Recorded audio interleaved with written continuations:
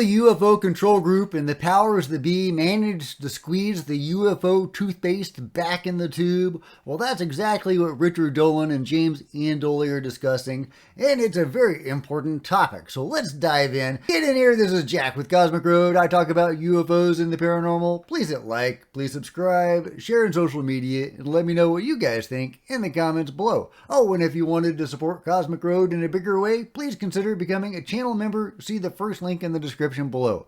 Okay, so we have all been wondering what the hell is the next step, right?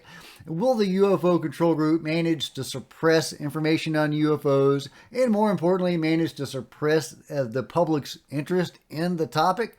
That's certainly what they seem to be trying to do with Arrow and everything, Sean Kirkpatrick, Mike Turner, all of that kind of stuff.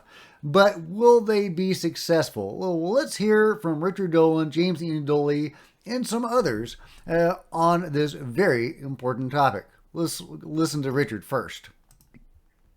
Corporations, Lockheed, Boeing, Raytheon, they're going to say, yeah, we didn't find anything. And that's going to be the end of it. Do you think people are going to be able to go into Skunk Works or whatever other secret department it may be within Lockheed Martin and say, oh, here's your UFO program that Grush and Elizondo and others have been hinting about and talking about? So they're not going to find it. And so you could easily see a narrative taking place where the establishment narrative will be, well, yeah, we looked for it, it's not there. Okay, nothing to see here. It's done. And the same with the whole records release. What will get released through FOIA? Will something major be released? Well, there may be some UFO sightings that get released. I could see that. You know, we had in the early years of FOIA, Freedom of Information in this country, in the late 70s, there were some really fascinating military documents that were released. And they had a little bit of an impact at the time, and then they just basically got forgotten. I could easily see this happening. In other words, that toothpaste that got squeezed out of the tube over the last few years, some of it may just dry up on the table and be ignored, and some of it may get squeezed right back into that tube. And the cap gets screwed back on, and we could easily be in a place not far off from where we were before this all started. The ball may have moved a little bit farther down the field, maybe 20, 30 yards, and boom, you hit a wall of defense that's just not letting it move any further. And that could totally happen, guys. I mean, that is what they want to happen. They're trying to shut down more UFO hearings. Sean Kirkpatrick, the lovely Dr. Sean Kirkpatrick, continues to lie about the UFO phenomenon. Even the Schumer-Rounds Amendment may not hold the key to unlocking all of this, because my fear is that represents the establishment stepping in to steer the narrative. And while at least they may be willing to have the conversation, or at least to guide it along their own guidelines, how much are they going to steer it? How much are they going to allow us to see? And, Congress is now trying to actually get access to the UFOs. At least that's what the Schumer-Rounds Amendment promises, is that Congress is going to look for these programs and try to acquire the material. But what if the purpose all along was to pretend to find the material and then come back to the public and say, hey guys, we couldn't find it. I guess there's nothing to see here. In other words, what if it's all a show? Arrow seems to be another Project Blue Book. Could the Schumer-Rounds Amendment also be another Project Blue Book? I like to think that it's a sincere effort, but time will tell. Some people are very excited about Arrow's website. I'm not excited at all. And Bo of the Fifth Column has a really good point. Let's listen. There's something interesting on the site under Mission.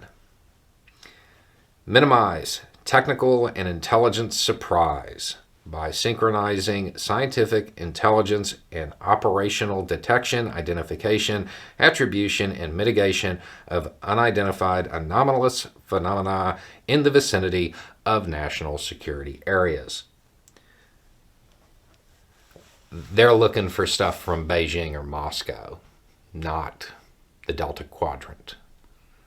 And I think that's a good point. I think that's a big part of what Arrow is doing, is looking for spycraft. They're certainly not looking for ETs, at least according to the lovely Dr. Sean Kirkpatrick, who says if they ever did find evidence of ETs, they would refer that evidence to NASA or some similar body. On the other hand, we now know that they have metamaterials and maybe even a UFO crash retrieval operation. Now, maybe that's a crash retrieval of Chinese and Russian spy balloons.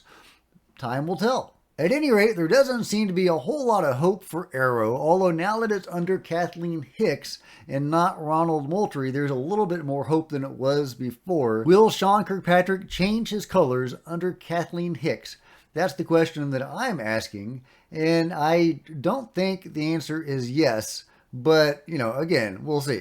I mean, this is the guy that UFO whistleblowers, according to various sources like Ross Coulthart, are afraid to go to because he is the fox guarding the hen house. Will he be less foxy under Kathleen Hicks? What do you guys think? James Ian Doley, however, is much more optimistic about the situation, so let's listen to his words of encouragement. I think that's a genuine concern. I'm a little bit more optimistic. Good. Someone's got to be. Right. I think that there are too many people are invested in this now that are willing to go to bat. You may be right. That's totally possible. Because I mean, with Grush is the spearhead, right? But there's an entire staff behind him that Spear is attached to. Mm-hmm. And they've already spoken to the Inspector General, the ICIG. They've given evidence and testimony. Grush gave 11 and a half hours of testimony to Congress, or was it the ICIG in closed door? So, with locations, names, what they're working on, and I don't know how many of those 40 plus witnesses corroborated what Grush's testimony was, but from the sense I have is that there were quite a number of them that and some that he had not spoken to, who went forward to the ICIG and verified and corroborated his testimony that he wasn't even aware of them, and they went to the ICIG and also gave evidence that supported what he was saying. So, I mean, if behind the scenes they decide like whatever the limit is, and the Schumer language, we at least understand that there's a seed in people's head now, right? That disclosure's on the table. We hear Tim Burchett and others and AOC and everybody, some of those politicians, and another one, tweeted like, this is disclosure, So that idea of disclosing this to the public is something that they're seriously considering. And again, but there you go. James is much more optimistic about the situation. He thinks that people are invested, Congress people are invested, whistleblowers are invested, and they can see the light at the end of the tunnel now because of David Grush, and I would argue Lou Elizondo. He says David Grush is the tip of the spear, and while that may be true, Lou Elizondo was the original tip of the spear that allowed David Grush to happen. So let's hear from Lou Elizondo on this issue. This is from an older interview, but he has some pertinent words. Our government, maybe some of the institutions that we have in there, but let me give you some hope here and some optimism. The reason why we are going to succeed is because you have people fighting for you. We have people fighting for U.A.P transparency who want to do the right thing. Fortunately, there's more of us than there are of the other folks that don't want transparency, and the good guys are winning. So that's the good news. And we're not gonna let this go. Now, there's a right way and wrong way to do things. And let me be very clear here. This isn't just about opening up Pandora's box and go, boing, surprise, here you go, here's all the data, UFO stuff. We have to unravel this ball of yarn of 70 years, tangled 70-year ball of yarn, and possibly more, in a very careful way. Okay, we're not trying to villainize anybody. We don't want to get anybody in trouble. What we simply want to do is say, okay, let bygones be bygones. Whatever happened in the past happened in the past. Let's start now. Let's start fresh conversation with the American people on this topic.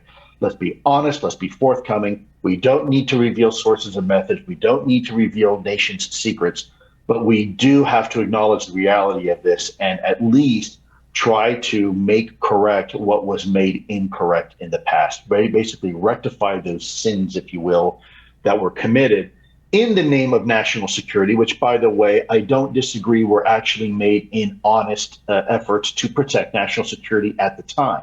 So we're not trying to villainize anybody. What we're trying to do is get everybody to come to the table and say, look, folks, these are different times. The time has come to have the conversation with the American people, with the world, about a very serious topic that affects us all. Absolutely, Lou. Now is the time to have that conversation, and people are willing to have it. Lou says that there are more people committed to disclosure than are standing in the way of it, and that is super encouraging. I hope he's right. I'm not sure if that is the case. I think the control group, the UFO control group, is actually fairly robust, and as Richard Dolan says, a breakaway civilization. The more I look into it, the more I learn about the UFO control group, the more I think that Richard is probably right in that it is a very large group, and they are very powerful. However, maybe Lou is right, and there are certainly more of us than there are of the UFO control group. I don't know if there are more of us people that are committed to disclosure in positions of power, however, but, maybe there are. Lou knows more about it than I do.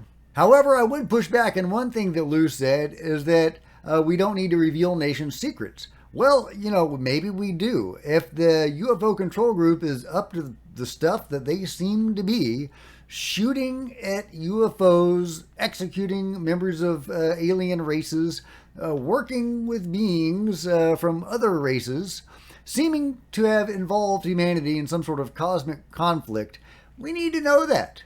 We may need to address that. We may need to redress that. We may need to fix what they have done. They may have allied us with beings that we don't want to be allied with and shoot at beings that we don't want to shoot at, or not. Maybe they've made the right call. I don't trust them, but that doesn't mean they're not right.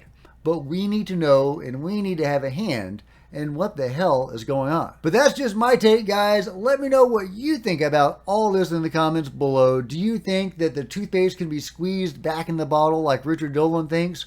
Or do you think there are too many people invested in UFO disclosure, like James and Lou think, and that the toothpaste can no longer be put back in the bottle? Let me know your thoughts in the comments below, and if you have enjoyed this video, give me a big thumbs up. I sure appreciate it. Smash the subscribe button and the bell to be notified of future videos. You don't want to miss a thing. Join me on social media. There's Facebook and Twitter links below. I would love to see you guys on social media, and if you could share this video, that would be super helpful. If you wanted to support Cosmic Road in a bigger way, please consider becoming a channel member. See the first link in the description below. Channel members are rock stars, and I really appreciate you guys' support. Thank you. Meanwhile, there are plenty of other videos to check out on the channel, and I'll see you guys next time. This is Jack with Cosmic Road, signing out.